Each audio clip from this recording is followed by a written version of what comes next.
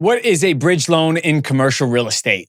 Do you need fast capital to close a property that you're acquiring? Well, a bridge loan may be the best option for you. In this video, I want to talk about what a bridge loan is, what to look out for when getting a bridge loan, when not to get a bridge loan, and ultimately, what are the terms that should be expected when buying real estate with a bridge loan? If you're buying value-add real estate or investment property, then a bridge loan may be the best option for you. I'm going to break down all of the details of what a bridge loan is. We're going to dive right into it. Have you ever wondered, how do real estate investors get capital for a property when the property's not stabilized or it has a lot of damage? Well, the answer is bridge financing. So what is bridge financing? A bridge loan is short-term financing that bridges the gap between acquiring a property and getting conventional financing and stabilizing the property with long-term debt. A bridge loan means it's temporary, typically 6 months to 24 months as a duration. The purpose of a bridge loan is it helps investors move quickly. That is the key, is when there's a great value-add opportunity or a building that a business needs to acquire in order to operate their company out of, and they need to do it quickly, a bridge loan can be the right financing tool so that you can close and execute quickly, even if there are challenges with the property. So what scenarios would you use a commercial real estate bridge loan? I'm going to list 5 of them right here. Number 1, buying value-add property that needs a lot of capital deferred maintenance and renovations. Number 2, acquiring a property with low occupancy or unstable income, meaning that the tenants are leaving or their leases are almost expired. Number 3, closing fast, where you need a 30 to 60-day closing period.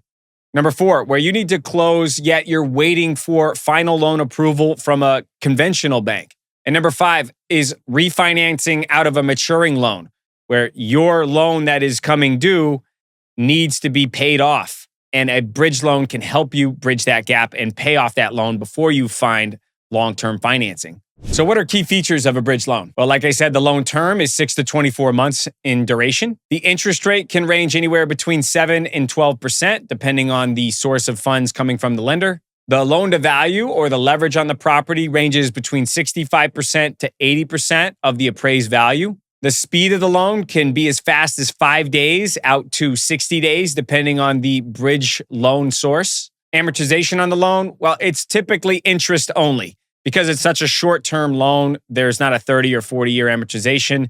It's interest-only payments. Cost, they can be more expensive. There can be a 1% origination fee up to 3 or 4% origination fees, depending on how risky the loan is in the lender's eyes. Prepayment penalty, not typically. There may be a minimum period of 3 months of interest, or some lenders do require you to fulfill the entire loan obligation of 6 to 24 months. But overall, that's pretty rare. There's typically no prepayment for a bridge loan. Now, a key tip here is knowing your exit strategy before you enter the loan. The bridge loan lender is going to want to know this as well. They want to know the exit strategy of how am I going to get paid off and what is the timeline around that.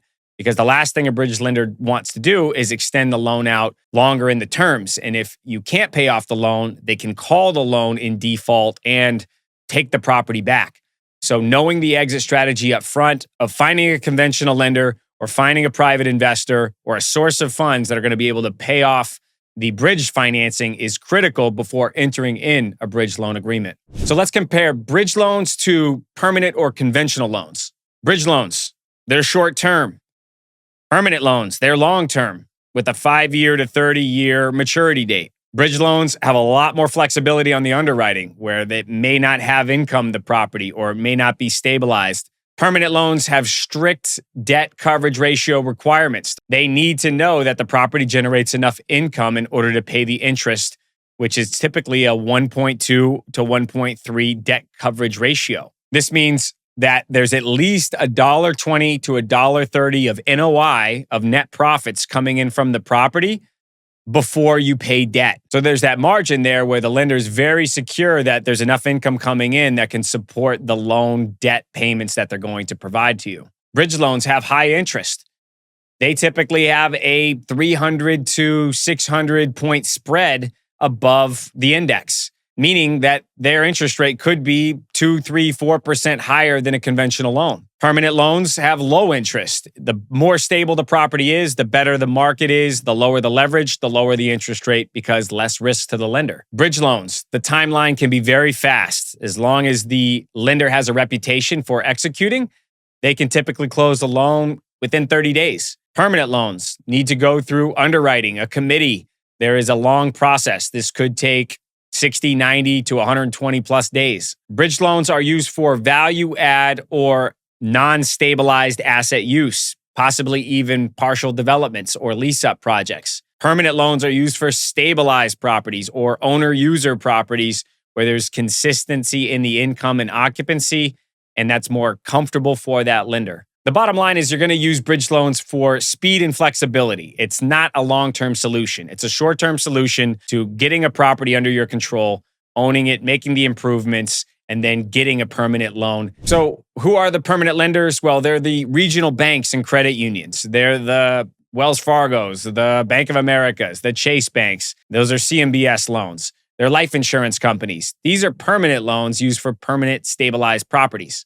So who are the bridge lenders?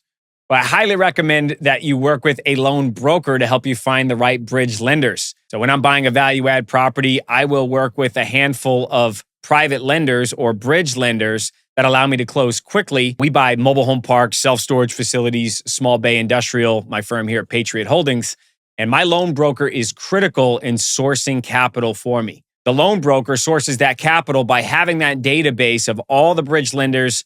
And these can consist of credit unions, they can consist of debt funds, they can consist of family office sources of capital where the family office lends capital. Also non-bank lenders, these are private lenders where they're individuals that will pool together money and lend those on commercial properties.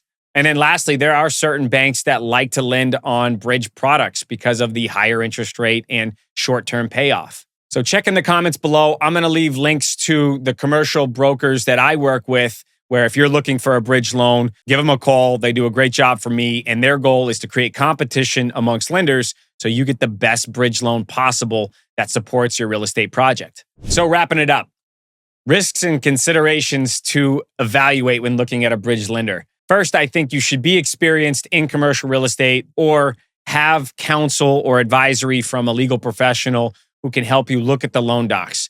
Bridge lenders range in a wide variety of character. There's some bridge lenders that lend to take the property back, and the provisions in the loan documents are very restrictive, or there's hidden provisions that you would default on the loan so that they can call the loan due and take the asset.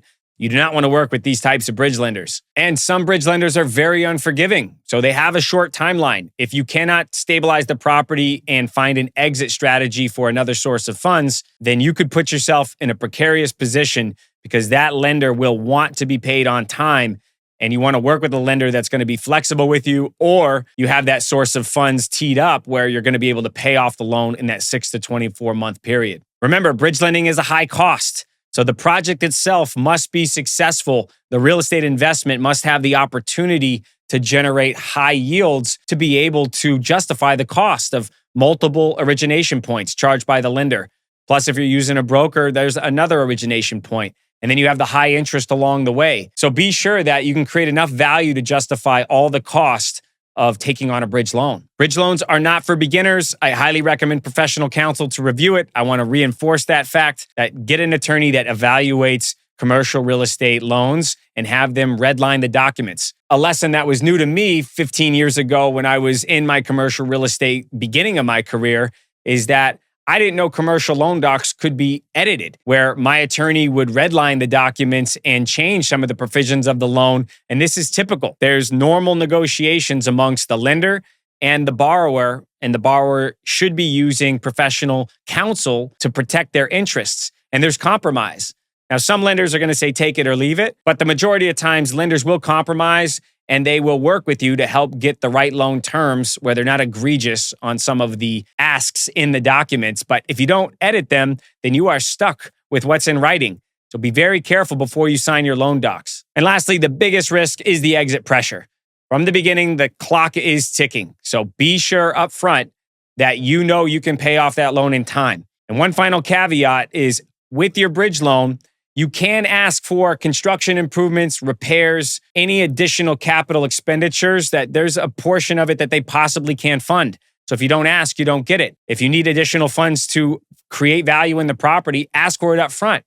And also, you can ask for interest reserve, where you can borrow 12 months of interest payment in the loan amount that you can draw on to help you make payments on the loan. So it sounds counterintuitive, but you're borrowing more money to be able to pay interest to the lender back to them. But that is how commercial real estate bridge loans can work. It helps you preserve your liquidity, and that way you can use your equity to buy the property and to make improvements. You're not spending so much cash on interest payments that are needed while you're stabilizing the property and there's no income or minimal income coming in that's not covering the debt. So now that you know what a bridge loan is, how to get a bridge loan, and when to get a bridge loan, in this next video, I'm going to look at the big, beautiful bill. This is very important for real estate investors. So if you're a real estate investor and you need tax benefits, you're going to be buying more commercial property or making property investments, watch this next video on the big, beautiful bill, and you will know everything that you need to be the best real estate investor possible,